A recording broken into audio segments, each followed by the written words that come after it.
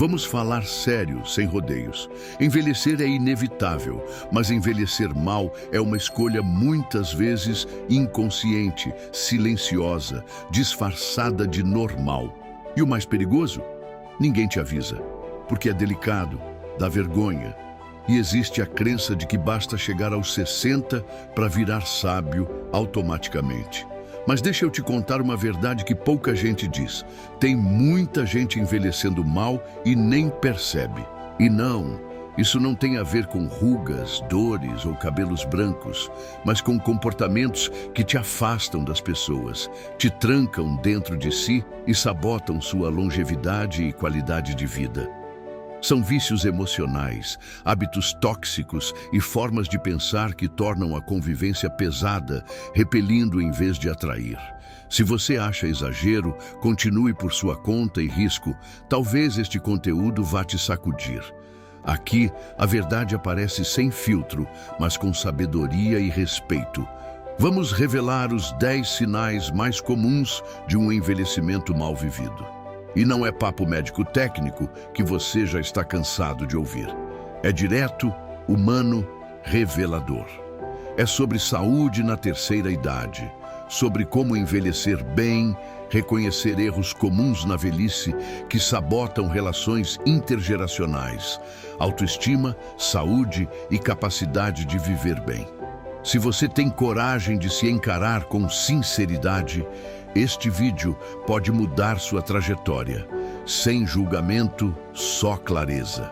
O objetivo é te entregar conhecimento poderoso para você se fortalecer, se reinventar e retomar o controle da sua caminhada. Preparado? Depois disso, não tem mais como fingir que não sabe. Negligência com a higiene pessoal. É curioso como algo tão básico quanto o banho pode se tornar um desafio na terceira idade. Às vezes é dor no corpo, cansaço ou até tristeza camuflada. Mas quando a higiene pessoal fica de lado, a autoestima escorrega junto. Não é só questão de cheiro ou aparência, e sim de saúde na terceira idade. Um corte mal higienizado pode virar uma infecção séria. Muitos idosos acreditam que, nessa idade, não precisa mais disso. Mas quem disse que autocuidado tem data de validade? Um banho morno, sabonete de lavanda, trocar a roupa com frequência, tudo isso renova o espírito e diz ao mundo: ainda estou aqui. Para quem sente dor ou tem limitações, coloque barras de apoio, banquinhos antiderrapantes ou mesmo contrate um cuidador algumas horas por semana. Familiares e amigos podem fazer desse momento algo respeitoso e empático. Higiene não é só limpeza, é dignidade. Quando falta, o isolamento social aparece, as visitas se tornam raras, os netos evitam abraços. Pequenos cuidados diários evitam grandes dores. E falando em dores futuras, tem outro comportamento que afasta as pessoas e a gente nem sempre percebe que está fazendo: reclamar. Reclamar excessivamente. Tem quem transforme a queixa na trilha sonora do dia a dia, reclama de tudo e acaba afastando todo mundo. Na terceira idade, isso se intensifica e nasce um erro comum: confundir opinião com negatividade crônica, minando tentativas de viver bem. Aquele almoço de domingo que começa animado e termina pesado pode ser resultado de muitas reclamações sobre a juventude, tecnologias ou trânsito sem equilíbrio. Uma boa conversa precisa de mais escuta do que crítica. Em vez de dizer: esses jovens não querem nada, que tal perguntar o que eles criam, estudam, sonham? O hábito de reclamar contamina o ambiente e alimenta a frustração. Mas é possível mudar com pequenas atitudes. Praticar gratidão, anotar coisas boas do dia, trocar crítica por curiosidade e descobrir o novo. Todo mundo gosta de quem traz leveza. O idoso que ri de suas histórias, que escuta e elogia com sinceridade, é sempre lembrado com carinho. Às vezes, sem perceber, o problema não é só reclamar demais, mas não deixar os outros falarem. Isso nos leva a outro ponto crucial: monopolizar conversas. Muitos acham que ter mais idade é ter sempre razão. Daí nasce a mania de dominar qualquer roda de conversa, afastando até os mais pacientes. É aquela cena. O neto começa a contar algo e o avô já solta um "na minha época" e segue sem parar. Embora venha de um desejo de compartilhar sabedoria, ergue muros em vez de pontes. Conversar bem envolve saber calar. Escutar os jovens é essencial para relações intergeracionais sólidas. Às vezes, eles só querem desabafar, contar algo, dividir medos, mas se são interrompidos o tempo todo, se fecham. A sabedoria da longevidade está em saber quando falar, ouvir ou apenas sorrir. Perguntar, posso te contar algo parecido? Muda tudo. Entre amigos da mesma idade, o monopolizador também vira persona non grata. Falar só de si, dos próprios problemas, cansa. O segredo é equilíbrio. Fale, mas deixe espaço, faça perguntas, se interesse pelo outro. Isso gera conexões. Dá para treinar contando mentalmente até 3 antes de responder, ou anotando o que o outro diz para depois contribuir. E falando em conexão, existe um hábito comum que pode rompê-la em segundos. Exigir respeito apenas pela idade. Respeito se conquista, não se exige. Muitos idosos acham que só por serem mais velhos podem cobrar respeito a todo custo. Só que quando se impõe respeito sem reciprocidade, cria-se distância. Os mais jovens podem se sentir invalidados ou agredidos. Viver bem na terceira idade também é rever essa postura. Respeito genuíno nasce de admiração, exemplo e escuta ativa. Aquele avô que inspira, a avó que orienta com amor. Idade não isenta ninguém de responsabilidade emocional. Grosserias não são toleráveis só porque vem de alguém mais velho. Respeito mútuo sustenta qualquer relação. Sem ele, o convívio pesa e surge o isolamento social. Para cultivar respeito, pratique elogios sinceros aos mais novos. Reconheça ideias, comportamentos gentis. Quem respeita com leveza e verdade se torna inesquecível. E se falamos em respeito, é preciso olhar como tratamos os sentimentos alheios, minimizar os sentimentos alheios. Isso não é nada. Na minha época era pior. Você não sabe o que é sofrer de verdade. Frases que soam inofensivas, mas podem machucar profundamente. Idosos que já enfrentaram grandes dificuldades sem perceber, desvalorizam a dor dos jovens, o que afasta e quebra vínculos. Cada geração tem seus desafios. Medir a dor do outro pela régua do passado não funciona. Para viver bem e manter laços saudáveis, o idoso precisa acolher antes de corrigir. Um simples "entendo que isso te afeta" muda a conversa. É um gesto pequeno com impacto enorme. Exercitar a escuta empática é um hábito dos idosos mais queridos. Da próxima vez que alguém desabafar, pergunte: o que posso fazer para te ajudar agora? Isso aproxima e ensina. A sabedoria está em fortalecer o outro com palavras de acolhimento. Aos poucos, o idoso se torna referência, não imposição. Mas esse cuidado se perde quando, em vez de acolher, a pessoa critica sem parar. Chegamos então a outro ponto delicado: criticar excessivamente os jovens. Há uma linha sutil entre orientar e criticar, e muitos a cruzam sem perceber. O idoso, por sua bagagem, se sente na obrigação de corrigir tudo nos mais novos. Mas a crítica constante não educa, repele. E com o tempo, as relações intergeracionais se rompem de modo silencioso.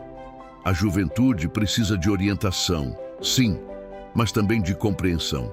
Se um neto chega com um novo corte de cabelo ou projeto ousado, o idoso pode zombar ou apoiar. A primeira opção afasta, a segunda aproxima. Longevidade e qualidade de vida incluem a capacidade de aprender com o novo. Às vezes, os jovens têm razão, de outro jeito. A crítica em excesso soa como rejeição e eles se distanciam, resultando em isolamento social. É hora de elogiar mais, corrigir menos, dizer: você tem talento, admiro sua coragem, pode curar feridas abertas pela crítica. Quem quer ser referência deve olhar além dos erros. Perguntar: por que isso é importante para você? Abre espaço para conexão. Viver bem também é conviver bem, sem se refugiar no passado. Viver no passado. Muitos idosos se perdem nas memórias, presos a um tempo bom demais que já foi. Lembrar é gostoso, mas viver só disso é como dirigir olhando o retrovisor. Não se vê o presente. Ficar apegado ao passado gera rejeição do agora.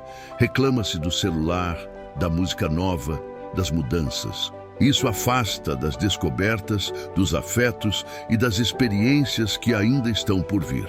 Os idosos mais admirados mantêm a mente aberta, buscam aprender, ouvir coisas novas, entender como o mundo funciona hoje. Isso renova a alma. Valorizar o passado é diferente de viver nele. O presente tem suas belezas e exige coragem para ser vivido. Uma boa prática é fazer cursos online simples, seja de culinária ou redes sociais, estimulando o cérebro e criando novas conexões. Ao se abrir ao presente, o idoso se aproxima dos outros, dos netos, dos filhos e a vida ganha outro ritmo. Porém, há outra armadilha que impede a vivência plena. Recusar ajuda como se pedir auxílio fosse sinal de fraqueza. Recusar ajuda. Quantas vezes o idoso diz, não preciso de ajuda, enquanto sofre dores? Resistir ao apoio pode ser muito prejudicial à saúde e ao convívio. Aceitar ajuda não é fraqueza, é sabedoria. É saber os próprios limites e permitir que quem está por perto facilite as coisas. Fazer tudo sozinho e se machucar gera frustração e solidão, e quem tentou ajudar se sente rejeitado. Aos poucos, todos se afastam. Pedir ajuda com clareza e gratidão, me ajuda com isso? Tem uma força enorme. Aceitar ajuda fortalece laços intergeracionais, pois os jovens querem ser úteis, retribuir o cuidado recebido.